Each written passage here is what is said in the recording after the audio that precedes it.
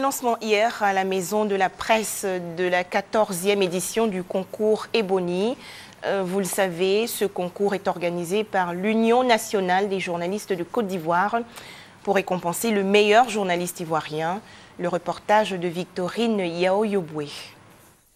Plus que 2 mois pour connaître les meilleurs journalistes de l'année 2012 en Côte d'Ivoire. Ce sera l'occasion de la soirée des Ebony le 30 novembre prochain, ici à Abidjan.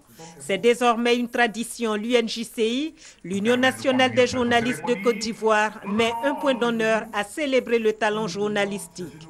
Ce qui explique la création de 3 prix sectoriels, innovation majeure de cette 14e édition.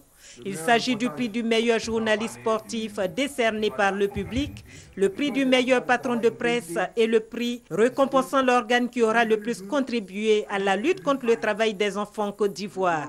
Nous voulons que la soirée soit copiée désormais sur le modèle des awards ou des Oscars et non sur le modèle du dîner gala. Et ce, pour permettre à la majorité des journalistes d'avoir accès à la salle. La carte des membres de l'UNJCI sera largement suffisante pour pouvoir accéder au Palais des Congrès, par exemple.